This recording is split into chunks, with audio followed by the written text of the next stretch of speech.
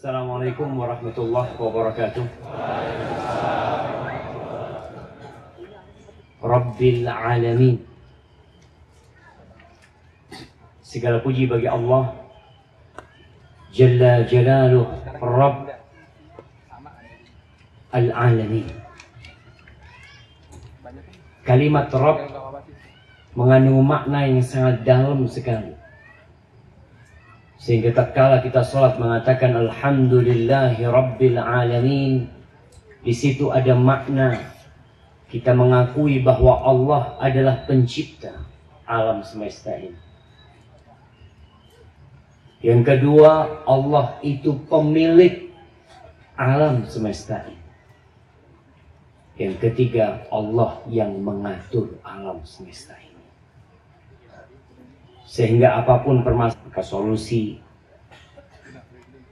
yang akan menyelesaikan urusan dia adalah Rabbul Alamin. Karena kita melihat banyak di negeri kita permasalahan-permasalahan yang tidak dikembalikan kepada Rabbul Alamin. Sehingga bencana-bencana alam yang terjadi, yang seharusnya mengingatkan kita kepada Rabbul Alamin, terkadang menjadikan adanya pemikiran di masyarakat bahwa bencana itu hanya bencana alam. Siapa yang punya alam? Allah Jalla Jalaluh. Wa bihi nasta'in ala umuri dunya wad din. Dan dengannya kita meminta, hanya kepada Allah kita meminta bantuan, baik dalam urusan dunia atau dalam urusan agama. Ya, namanya manusia hidup. Ana yakin yang datang ke tempat ini semua punya masalah. Apakah yang duduk di atas nggak punya masalah, yang duduk di bawah punya masalah? Apa gitu pembagiannya? Terkadang kebalikannya. Yang duduk di atas Ustadz karena nggak bisa duduk di bawah. Dengkulnya sudah susah ditekuk. Ada yang masalah di punggung. Semua punya masalah. Kemana kita kembalikan? Rabbul Alamin. Yang punya masalah dalam urusan agama, sulit untuk bangun malam, susah untuk sholat subuh berjamaah ke masjid, pelit untuk sedekah, itu masalah agama. Minta tolongnya juga sama Allah. Rasulullah sallallahu alaihi wasallam pernah mengatakan kepada Mu'ad bin Jabal. Beliau mengatakan, siapa yang tahu sama Mu'ad bin Jabal? Sebutkan 3 keutamaan Mu'ad bin Jabal. Anda kasih hadiah. Baik, nggak jadi 3, 2. Jamaah. Baik, sebutkan keutamaan Ronaldo. 2. Antum bisa jawab. Tanyain Mu'ad bin Jabal nggak bisa jawab. Baik, 1 keutamaan sahabat Mu'ad bin Jabal. Ketika meninggal dunia, arsy-Nya Allah berguncang. Masya Allah. Itu Sa'ad bin Mu'ad. Bukan Mu'ad bin Jabal. Betul, Sa'ad bin Mu'ad yang arsy-Nya Allah berguncang ketika dia meninggal. Mu'ad bin Jabal.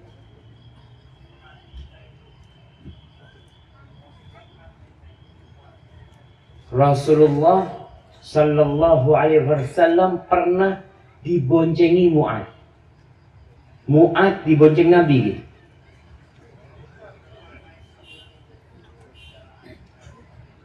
Iya, Masya Allah, diganti bahasanya. Pernah naik kendaraan berdua, Masya Allah, ya. Nah, Mu'ad yang meriwayatkan hadis ketika dibonceng oleh Nabi SAW, ma haqqullah 'alal 'abid, apa haknya Allah atas hamba dan apa hak hamba atas Allah, itu hadis Mu'ad bin Jabal. Tapi di antara keutamaan Mu'ad bin Jabal, Rasulullah Sallallahu Alaihi Wasallam mengungkapkan cintanya kepada Mu'adz. Beliau mengatakan Sallallahu Alaihi Wasallam, ya Mu'adz, wallah inni uhibbu. Wahai Mu'adz, demi Allah aku cinta kepadamu. Aku cinta kepadamu. Ya Allah, jemaah. Kalau bicara cinta kepada Nabi Sallallahu Alaihi Wasallam, ana yakin kita semua mengatakan hal itu. Tapi apakah Nabi cinta kepada kita? Belum tentu. Tapi Rasul Sallallahu Alaihi Wasallam sudah mengungkapkan cintanya kepada Mu'adz. Lalu beliau berpesan kepada Mu'adz, "Fala tad'anna fi duburi kulli salatin an taqul, Allahumma a'inni ala dzikrika wa syukrika wa husni ibadatik." Mu'adz, aku cinta kepadamu. Jangan tinggalkan di penutup sholat untuk senantiasa mengatakan, ya Allah, bantulah hamba untuk mengingatmu. Bantulah hamba untuk mensyukurimu. Bantulah hamba untuk beribadah yang baik kepadamu. Itu minta tolong dalam urusan agama. Yang sering kita lakukan, kita minta tolong untuk urusan dunia. Biasa kita lakukan itu. Tapi untuk urusan agama pun seharusnya kita lebih semangat minta tolong sama Allah Subhanahu wa ta'ala. Dikarenakan tatkala kita sholat, kita juga mengatakan, Iyyaka na'bud wa iyyaka nasta'in. Hanya kepadamu kami beribadah, hanya kepadamu kami minta pertolongan. Pertolongan apa yang diminta? Ihdinas siratal mustaqim. Tunjukkan buat kami ya Allah jalan yang lurus.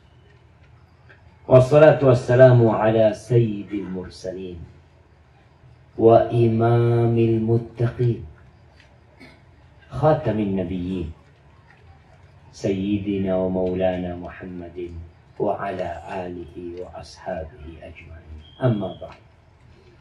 Salawat dan salam semoga senantiasa tercurahkan untuk baginda Nabi kita, penutup para nabi Sallallahu Alaihi Wasallam, imamnya orang-orang yang bertakwa. Beliau nggak butuh dengan salawat kita. Hari ini hari Jumat, dengan tenggelamnya mentari kita masuk ke malam Sabtu. Harinya bersalawat kepada Nabi Sallallahu Alaihi Wasallam. Yang perlu kita tanyakan pada setiap Jumat kepada diri kita, berapa kali engkau bersalawat buat Nabi pada hari itu?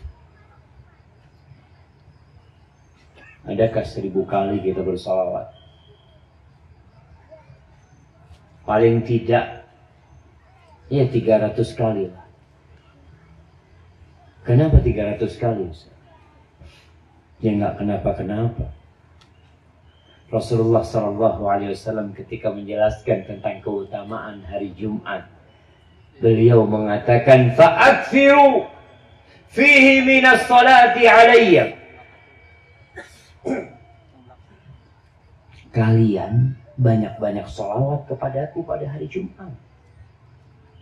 As-Sakhawi menukil dalam kitabnya Qaul Badi, ucapan seorang ulama ketika tanya, banyak itu berapa? Ya paling tidak 300. Apakah hari ini kita sudah 300 kali bersalawat buat Nabi Sallallahu Alaihi Wasallam? Atau kita nggak peduli? Hari Jumat buat sebagian orang, ya seperti hari-hari lainnya. Padahal hari Jumat hari yang spesial, yang sangat dicintai Allah Jalla Jalaluhu. Kita tahu baginda Nabi kita Muhammad Sallallahu Alaihi Wasallam, kita mau solawat, nggak solawat, beliau tetap mendapatkan solawat. Dari siapa? Innallaha wa malaikatahu yusalluna 'alan nabi. Sesungguhnya Allah dan para malaikatnya. Allah tuh Rabb kita.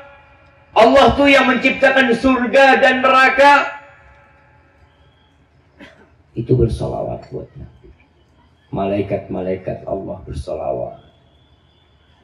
Lalu Allah ingin memberikan kebaikan kepada kita. Wahai orang-orang yang beriman, ya ayyuhalladzina amanu Sallu alaihi wasallimu taslima.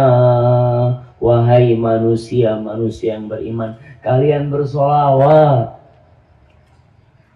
kalian bersalamlah buat Nabi Sallallahu Alaihi Wasallam. Ketika ayat ini turun, para sahabat bertanya kepada Nabi Sallallahu Alaihi Wasallam, ya Rasulullah, kita tahu bagaimana mengucapkan salam kepadamu, tapi bagaimana bersolawat kepadamu? Kita setiap sholat mengatakan Assalamu alaika ayyuhan nabi wa rahmatullahi wa barakatuh. Bagaimana bersalawat? Qulu Allahumma salli ala Muhammad wa ala ali Muhammad, sampai hadis yang biasa kita baca ketika sholat. Amma ba'd, jamaah rahimakumullah. Hari ini kita hendak memanfaatkan waktu untuk duduk bersama, mengecas keimanan kita. HP yang suka dipakai, kadangkala baterainya drop, kadangkala ada yang baterainya kemudian mengembung, nggak bisa dipakai lagi. Lalu apa yang dilakukan? Ya diperbaharui. Iman pun seperti itu.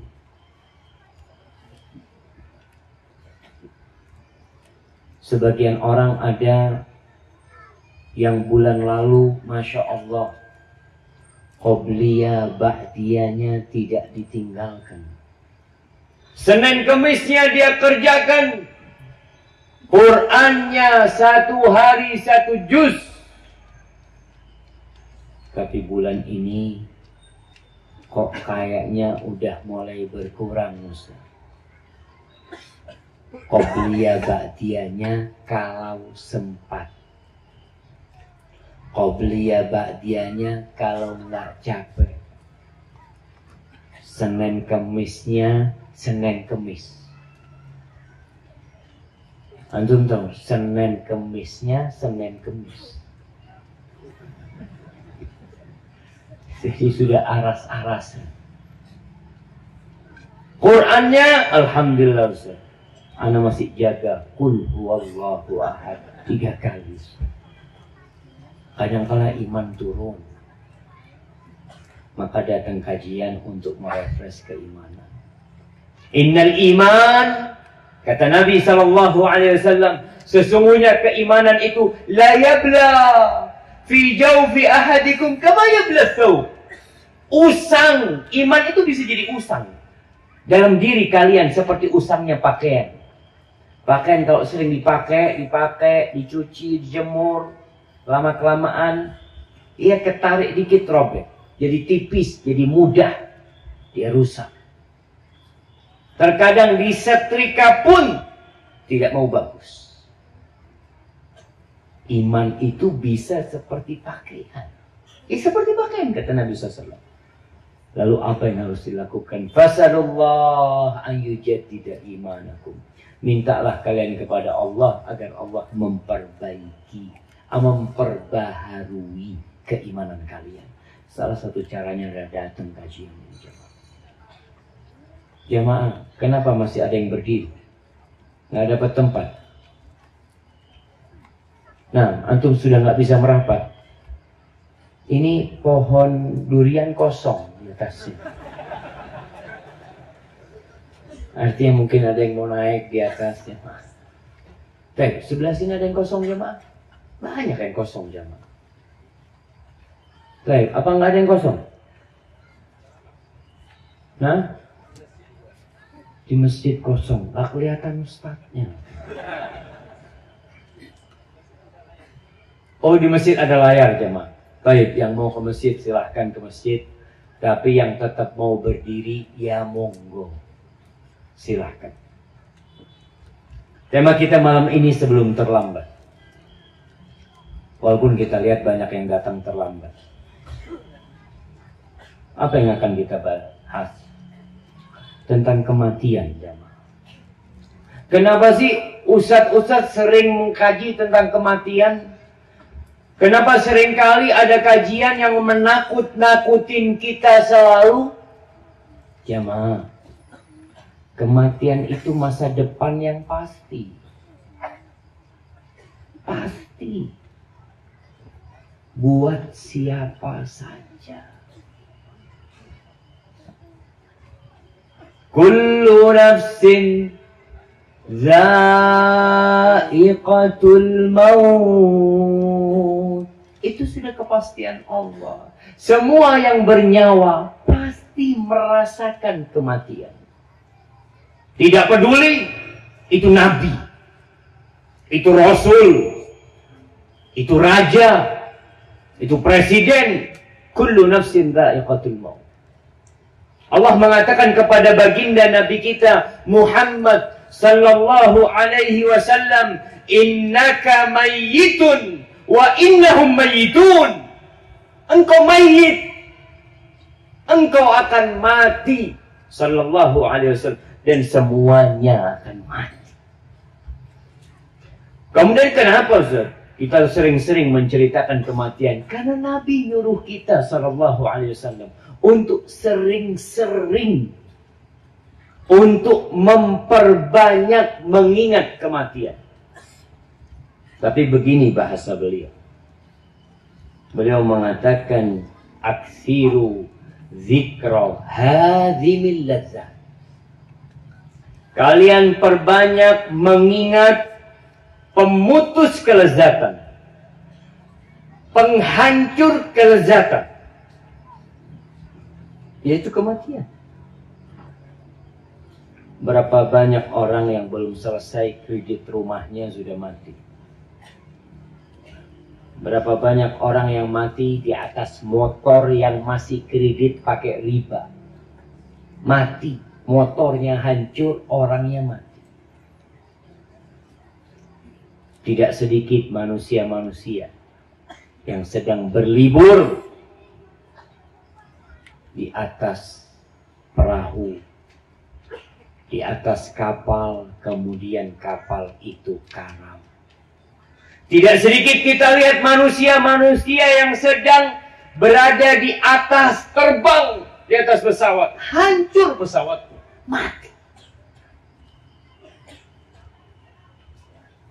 Maka Rasul sallallahu alaihi wasallam menyuruh kita untuk sering-sering mengingat kematian. Jadi kalau kajian tentang kematian lagi, memang disuruh. Siapa sih yang ingin hidup 1000 tahun? Ada di antara antum yang ingin hidup 120 tahun, anak kasih hadiah. Yang ingin hidup, artinya dia minta doa, ya Allah mudah-mudahan umurku 120 tahun. Nah, ada. A'maru ummati baina 60 wa 70. Umur umatku kata Nabi sallallahu alaihi wasallam antara berapa? 60-70. Wa aqalluhum man yajuzu dzalika. Dan sedikit yang lewat dari 70. Yang hari ini yang hadir di tempat ini umurnya 80. Anda kasih hadiah. Anda yakin nggak banyak? Makanya Anda berani kasih hadiah karena hadiahnya tinggal 3. Oh, masih banyak hadiahnya. Jemaah yang umur 80. Baik. 79.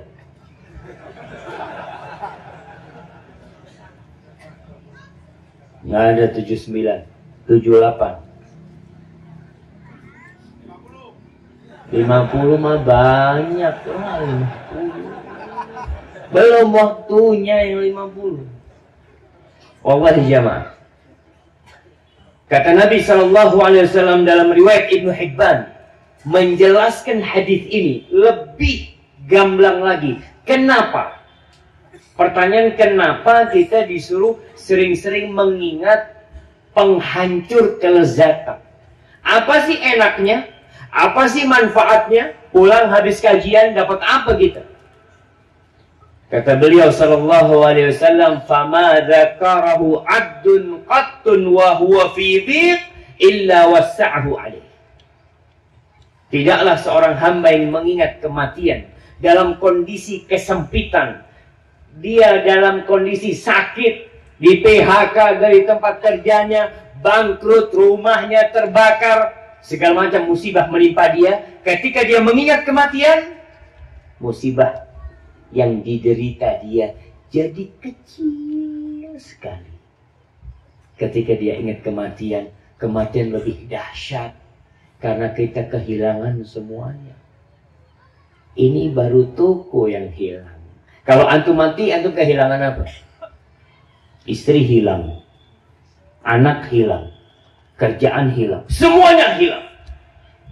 Ketika antum ingat mati, alhamdulillah, anak hanya kehilangan sedikit. Yang kedua, orang yang mengingat kematian, kata Nabi SAW, akan menjadi luas hidupnya. Ketika dia dapat musibah tersebut, karena dia tahu, ya memang hidup ini akan berakhir. Musibah ini akan berakhir. Dan dia ingat ada kehidupan yang lebih abadi daripada kehidupan di dunia ini. Jadi orang mau kena musibah apapun, kalau ingat sangat dengan kematian, ketika dia mengingat kematian, jadi hidupnya nyaman, jemaah. Maka ini obat. Buat yang punya utang, cepat-cepat bayar utangnya. Takut mati belum sempat bayar utang.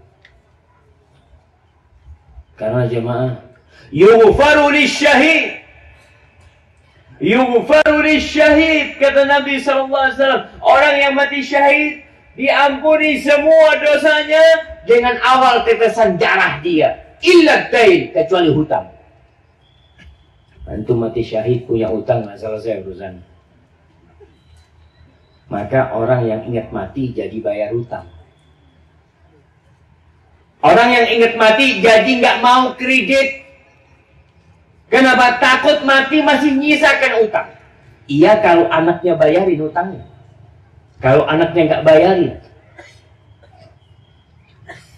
antum akan hidup terhina di dunia dan tersiksa di alam barzakh sana. Jadi tadi orang yang ingat mati dalam kondisi dia sempit akan jadi luas buat dia. Kemudian kata Nabi SAW, wala dzakarahu wa huwa fi sa'atin illa bayyaqahu alaih. Dan tidaklah orang itu mengingat kematian dalam kondisi dia senang, hidupnya luas, kemewahan dia miliki. Ketika dia ingat mati, jadi sempit hidup dia. Dia jadi ingat sama Allah. Kalau apa yang dia miliki kelak akan dia tinggalkan. Rasulullah Sallallahu Alaihi Wasallam mengatakan kepada Nabi kita, Jibril Alaihissalam mengatakan kepada baginda Nabi kita Muhammad Sallallahu Alaihi Wasallam, ya Muhammad, ish ma syi'ta, fa innaka mayyitun. Wahai Muhammad, silahkan kau hidup semaumu, engkau bakal mati. Bayangkan, Nabi SAW diingatkan sama Jibril alaihissalam. Wa ahbib man syi'. Silahkan engkau cintai siapa saja yang kau ingin cintai. Tapi engkau harus tahu, fa innaka mufariquhu. Engkau pasti berpisah sama dia. Yang ketiga, wa'mal ma syi'ta. Wa'mal ma syi'ta fa innaka majziyun bihi. Silahkan engkau beramal apa saja. Silahkan. Wallahi jamaah, kita dalam urusan beragama ini nggak ada pemaksaan. Antum mau beramal apa saja silahkan. Bahkan Allah mengatakan, faman syaa' falyu'min wa man syaa' falyakfur. Barang siapa yang ingin beriman silahkan, yang mau kafir silahkan. Silahkan kau beramal semau, tapi engkau akan mendapatkan balasan dari apa yang kau kerjakan. Wa'lam anna syarafal mu'min qiyamuhu bil-lail wa izzatah istighna'uhu 'anil nas. Ketahuilah, ingat yang ngasih tahu Nabi siapa? Jibril. Ketahuilah wahai Muhammad sallallahu alaihi wasallam bahwa kemuliaan seorang mukmin itu bukan karena pakaiannya, bukan karena jam mahal yang ada di tangannya, bukan karena jabatannya, bukan karena kedudukannya, la, tapi karena dia bangun malam, sholat. Itu kemuliaan. Yang mungkin hidup miskin, hidup tidak pernah dipandang oleh manusia, tidak pernah duduk di atas kursi yang empuk, tidak pernah dihamparkan karpet merah buat dia, Allah akan hamparkan karpet merah buat antum ketika antum qiyamul lail. Ketika semua orang tidur, ketika semuanya terlelap, antum bangkit dalam kondisi lelah. Begitu beratnya mata ini, begitu lelahnya tubuh ini. Tapi antum tahu, ana sedang berusaha mencari kemuliaan buat diri anda. Dia bangun malam. Wa izzatah. Kalau ingin tahu kehormatan seorang muslim di mana? Istighna'uhu 'anil nas. Ketika dia tidak butuh sama manusia. Jamaah, kalau antum merasa butuh sama fulan, antum jadi terhina. Gantungkan semua kebutuhan antum sama Allah. Jadikan orang-orang itu yang minta sama antum, bukan antum yang minta sama dia. Buat diri antum berbagi dengan orang lain. Tangan antum ada di atas, bukan di bawah. Ketika itu antum jadi terhormat. Walaupun antum tidak memiliki jabatan di depan umat. Ahibati fillah, mengingat kematian membuat kita mempersiapkan diri. Supaya tahu Islam itu bukan hanya ritual ibadah saja. Kebanyakan manusia memahami Islam itu ya sholat. Ya betul, rukun Islam itu syahadatain, sholat, puasa, zakat, haji. Nah, tapi Islam bukan hanya itu rukunnya. Islam ini adalah pedoman hidup yang detail, yang terperinci. Antum bisa mencari tahu dalam kehidupan dunia ini. Buku-buku yang ditulis oleh manusia tentang pedoman hidup buat mereka. Antum tidak akan mendapatkan pedoman hidup yang lebih baik, yang lebih benar, yang lebih terperinci daripada agama Allah ini. Ana bertanya kepada mahasiswa Ana. Tapi sebagian, bahkan kebanyakan nggak bisa jawab.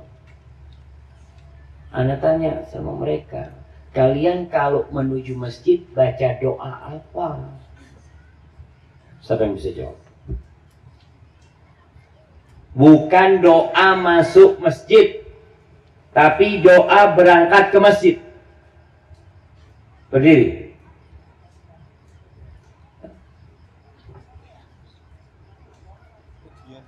Tafadhal. Anda butuh mic?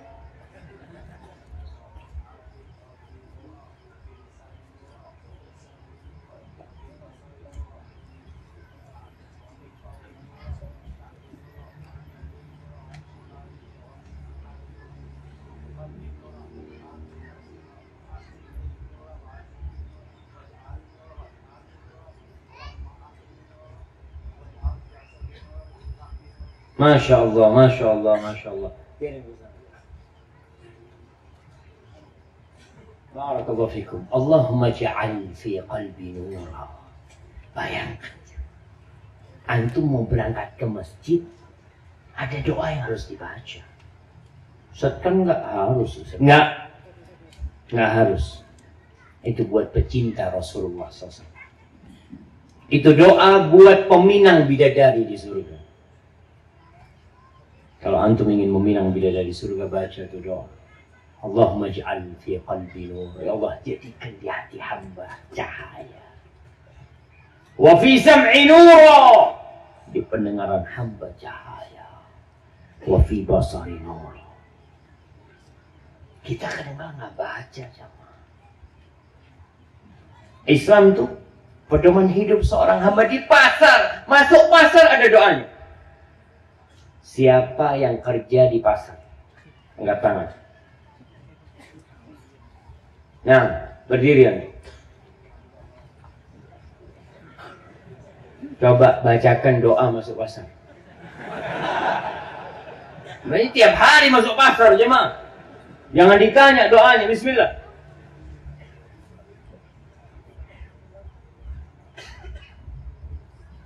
Yang keras, yang keras.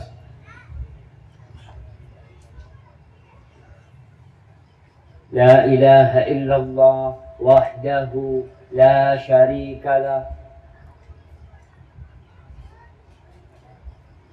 Lahul mulku wa lahul hamdu.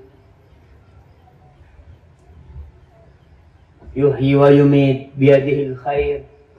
Wa huwa hayyun la yamut. Wa huwa ala kulli syai'in qadir. Antum tiap hari masuk pasar lupa doa masuk pasar. Kasih hadiah jangan. Antum jangan dijual di pasar, dipakai.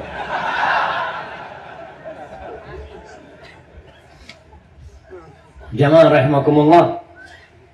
Tuh. Ada orang yang tiap hari keluar masuk pasar, tapi nggak pernah baca doa masuk pasar sampai mati. Kenapa sih? Engkau merasa nggak butuh dengan doa itu? Berapa banyak muslim, muslimat yang dia melakukan akad riba di kampung ini jemaah. Nggak tahu di kampung Gunung Pati ini. Ana akan terus mengingatkan tentang masalah ini. Masalah dosa riba. Orang kalau ingat mati, antum harus tahu. Dosa riba ini seperti apa. Yang paling ringan tingkatan dosa riba itu, kata Nabi SAW, mithlu ayyankihar rajulu ummahu. Seperti anak yang menzinai ibunya sendiri. Lalu di kampung merajalela. Bank-bank harian seperti itu. Pinjam 100.000, dapatnya 90.000, bayarnya berapa? 130.000. Belum lagi bank-bank konvensional yang ada. Dan itu didiamkan. Seakan-akan bukan dosa. Kaji, baca Qur'annya, tanya sama ustadznya, gadai. Nggak tahu di sini, tapi di kampung anak itu orang susah datang ke orang berduit, Pak, saya butuh duit 2 juta, ini sawah saya gadaikan, silahkan digarap sampai saya bisa bayar. Padahal tugas kita kalau ada orang susah, kita membantu dia. Ternyata yang kita lakukan malah memanfaatkan dia. Apakah seperti itu orang Islam? Enggak. Ingat mati, Pak. Supaya kita jadi tahu, oh ini boleh, ini enggak boleh. Yang jadi pegawai, yang jadi pejabat, apa sajalah profesi yang engkau jalani, ingat mati. Jangan sampai makan haram dalam kehidupan ini. Ayyuma lahmin nabata min suh, fannaru awla bihi. Daging mana saja yang tumbuh dari harta, dari makanan yang haram, dari penghasilan yang haram, maka neraka lebih pantas buat dia. Antum tahu kalau ingat mati, antum sadar. Antum akan ditanya tentang segala-galanya. Ahibati fillah. Orang yang ingat ujian, kalau kita mahasiswa, dia senantiasa ingat ujian. Kapan ujian? Tanggal sekian. Apa saja ini ujian penentu, Ustaz. Ini ujian penentu. Kalau anak gagal, gagal. Ujian mau jadi PNS, ujian akpol, ujian akmil. Itu ana melihat orang-orang itu mempersiapkan diri untuk ujian. Tanggal berapa ujiannya? Tanggal berapa ujian PNS? Ada yang tahu? Ana kasih hadiah. Masya Allah. Nah, siapa yang mau ikut jadi PNS? Oh, nggak ada di sini. Masya Allah. Antum nggak akan mempersiapkan diri, karena antum tidak ingin ikut ujian. Tapi orang yang ingin ikut ujian dia persiapkan. Bahan-bahannya dia datangkan semua. Buku-bukunya dia baca semua. Kalau ada ujian fisik, dia latihan fisik. Kalau ada ujian kesehatan, dia jaga kesehatannya. Terus dia lakukan itu. Akhirnya dia sukses. Tapi anak-anak yang tidak pernah tahu kapan ujian dan apa bahan ujiannya, ya dia santai. Pas ujian gagal. Begitu pula dengan kematian ini. Tatkala kita mengingat kematian, kita semakin semangat untuk mempersiapkan diri. Akhir-akhir ini negeri kita digoncang dengan gempa. Banyak orang yang mikir, Ustaz, apa persiapan menghadapi gempa? Ada yang mempersiapkan kopernya. Surat-surat penting Ana taruh di sana, Ustaz. Ana sudah musyawarah sama istri Ana, kalau gempa, engkau gendong anak yang paling kecil, aku gendong anak yang paling besar, kita lari ke arah sini. Itu persiapan gempa. Pertanyaannya, kalau persiapan untuk kematian, antum mau gendong anak yang mana?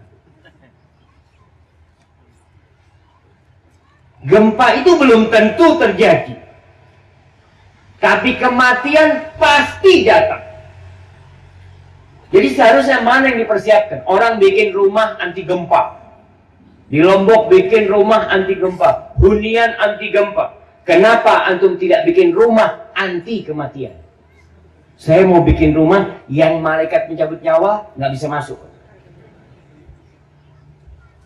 Ana kayaknya perlu beli juga kalau ada itu. Tapi nggak ada sih. Kita kadang-kadang mempersiapkan diri untuk sesuatu yang tidak pasti. Yang pasti kita tinggalkan. Dan ingat, mengingat kematian ini bukan berarti kita malas bekerja. Jangan salah paham. Karena ada sebagian yang ingat mati kemudian duduk di masjid. Nggak mau kerja. Duduk di rumah. Dia berpikir saja, kenapa? Ya anak kan mau mati, Ustaz. Subhanallah. Seharusnya mengingat mati itu membuat antum fastabiqul khairat. Antum semakin berlomba-lomba, semakin semangat beramal, kerja cari dunia yang banyak, tapi untuk akhirat antum. Kenapa antum kok ambisi banget sih? Buka toko sana, buka toko sana. Dia mengatakan iya, karena anak mau mati. Kok bisa? Waktu anak tidak banyak di dunia ini. Tapi anak perlu amalan yang banyak. Anak kalau puasa sendiri, ya pahala buat diri anak sendiri. Anak ingin tiap Senin Kemis memberi buka orang yang puasa 1000. Dia niatkan karena dia ingat mati. Anak pokoknya Senin Kemis 1000 orang. Anak mau pahala yang banyak. Di saat inilah kita bisa beramal. Nanti nggak bisa lagi beramal, jemaah. Rasulullah Sallallahu Alaihi Wasallam mengatakan dari Anas bin Malik, beliau mengatakan Sallallahu Alaihi Wasallam, in qamatis sa'atu wa biyadi ahadikum fasila fa in istata'a an la yaquma hatta yaghrisaha falyaf'al. Kalau terjadi kiamat, kalau Israfil sudah meniupkan sangkakala, kalau gunung-gunung sudah meletus, mentari sudah terbit dari arah barat, sedangkan di tangan salah seorang kalian ada tunas yang mau ditanam, tapi kiamat sudah terjadi. Apa kata Nabi SAW? Maka kalau bisa jangan sampai kiamat itu berdiri kecuali dia sudah menancapkan tanaman itu. Padahal dia tahu nggak ada gunanya. Kiamat sudah terjadi. Tapi seorang mukmin tetap beramal. Nggak boleh malas beramal. Jadi mengingat kematian ini mendorong seorang hamba untuk kaya raya. Silahkan. Tapi kekayaannya untuk mencari akhirat dia. Jamaah rahimakumullah. Kita bisa melihat bagaimana sahabat-sahabat yang miskin itu bersedih hati karena mereka miskin. Mereka mengatakan, ya Rasulullah, Dhahaba ahlud duthuri bil ujur. Wahai Rasul sallallahu alaihi wasallam, tuh orang-orang kaya memborong semua pahala dibawa sama mereka. Yusalluna kama nusalli wa yasumuna kama nasum wa yatasaddaquna bi amwalihim. Itu yang kita nggak bisa. Mereka sholat sama seperti kita sholat di belakangmu. Mereka puasa sama seperti puasa kita. Tapi yang membedakan mereka bisa sedekah, kita nggak bisa. Gimana tuh Rasul SAW? Subhanallah. Sampai seperti itu mereka berpikir. Apakah para sahabat tidak mengingat kematian? Mereka ingat kematian. Yang mereka pikirkan pahala. Ini orang-orang kaya enak banget, pahalanya lebih banyak dari kita. Lalu kata Rasul SAW, mau nggak kalian aku kasih amalan yang niscaya kalian bisa menyaingi mereka? Hendaklah kalian bertasbih 33 kali, bertahmid 33 kali, bertakbir 33 kali. Atau kalian banyak-banyaklah bertasbih, bertahlil, bertahmid, bertakbir. Itu semua dapat pahala sedekah. Bahagia para sahabat yang miskin. Karena dalam benak mereka, mereka bisa bersaing dengan orang-orang kaya. Tapi ternyata, apakah orang-orang kaya juga mencukupkan diri dengan bersedekah saja? Tidak. Para sahabat Nabi yang kaya radhiyallahu ta'ala anhum mengamalkan apa yang diamalkan sahabat-sahabat yang miskin. Bertasbih, bertahmid, bertakbir, bertahlil. Akhirnya sahabat yang miskin datang lagi menjumpai Nabi SAW. Ya Rasulullah, sekarang gimana nih? Itu ikut-ikutan orang-orang yang kaya itu. Lalu apa jawab Nabi SAW? Zalika fadlullah yu'tihi man yasha. Itu karunia Allah berikan kepada siapa yang Allah kehendaki. Mau gimana lagi? Nabi SAW. Berarti mengingat kematian seharusnya memotivasi kita untuk beramal lebih banyak lagi. Yang merasa belum punya rumah di surga, dia ingat mati, dia bikin rumah. Antum bisa lihat jemaah. Seorang yang merantau, kemudian dia tahu tinggal 2 tahun lagi dia pulang, selesai. Atau seorang yang kontrak kerjanya tinggal 5 tahun lagi, sedangkan rumah dia belum selesai. Apa yang akan dia lakukan? Dia akan semangat bekerja di tempat itu. Ada jam lembur, dia lembur. Apa saja kerjaan tambahan dia lakukan. Kenapa? Rumah Anda belum jadi kalau Anda pulang nanti. Anda ingin pulang, rumah sudah jadi. Kalau bisa rumah ada istrinya. Kalau bisa istrinya juga 4 di dalam. Gimana kalau istrinya 72? Allahu Akbar. Apa yang harus antum lakukan? Jemaah, apakah hujan sudah turun? Kalau hujan turun berhenti kajiannya.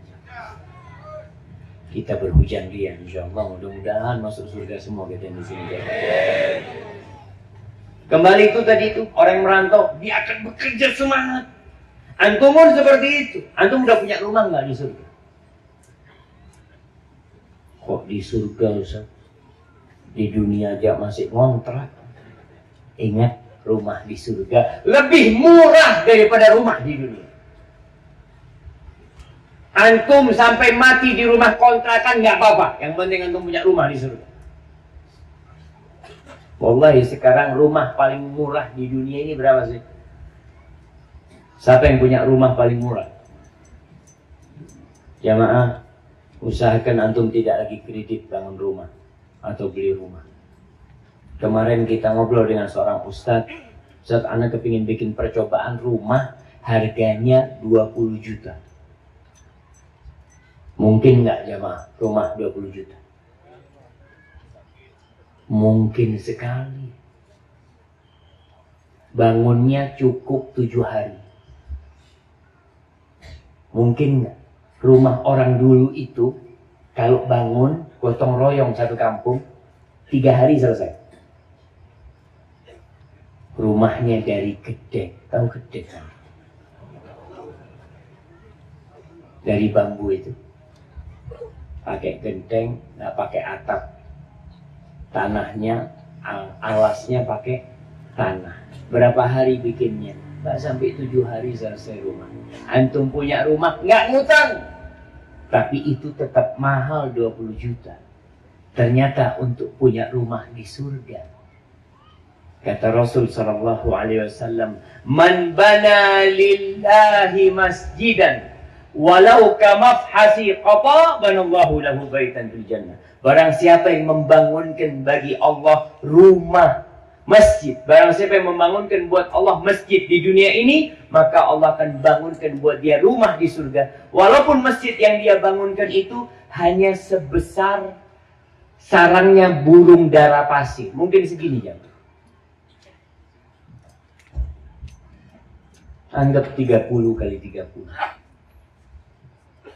Berapa juta kalau antum harus beli satu keramik buat masjid? 100.000? Enggak nyampe. Coba antum lihat. Sudahkah antum menyumbang masjid untuk bangun masjid? Yang nggak punya duit, antum datang pas hari Ahad. Datang ke orang yang sedang bangun masjid. Pak, saya hari ini mau kerja tanpa gaji. Kenapa? Saya mau bangun rumah saya di surga. Saya duit nggak punya. Saya punya tenaga. Silahkan. Itu persiapan ketika orang ingat kematian, jamaah. Dia tahu dia akan mati, dia siapkan apa saja. Anak harus punya rumah. Tadi, kalau bisa rumahnya yang besar. Kenapa di rumah, di dunia engkau bangun rumah yang besar, di akhirat nyumbangnya cuma sedikit? Ahibati fillah, kalau kita mati, apa sih angan-angan orang mati? Rasulullah SAW menceritakan di antara angan-angan orang mati itu ingin sholat sunnah 2 rakaat.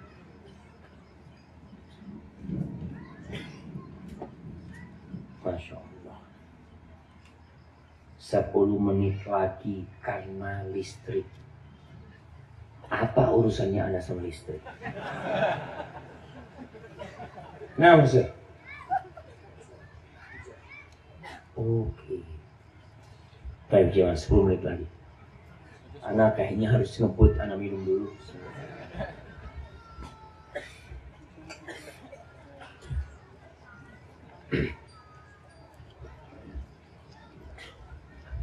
Diriwayatkan dari Abu Hurairah radhiyallahu taala anhu bahwa Rasul sallallahu alaihi wasallam melewati sebuah kuburan. Faqala, "Man sahibu hadzal qabr?"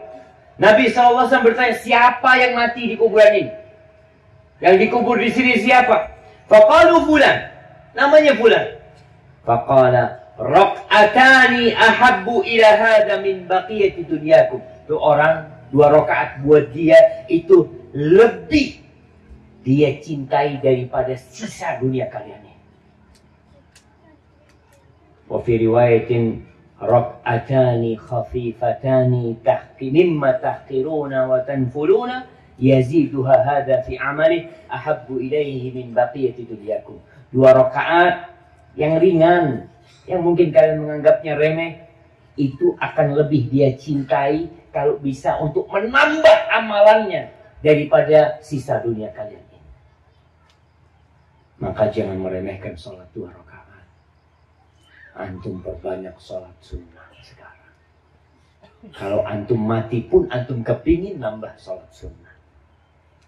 Yang kedua, sedekah. Di surat Al-Munafiqun ayat 10 dan 11 Allah mengatakan, anfiqu mimma razaqnakum min qabli an ya'tiya ahadakumul maut. Kalian infakkanlah harta kalian. Kalian sedekahkanlah dari apa yang kami berikan rizki kepada kalian. Ingat, itu rizki dari Allah.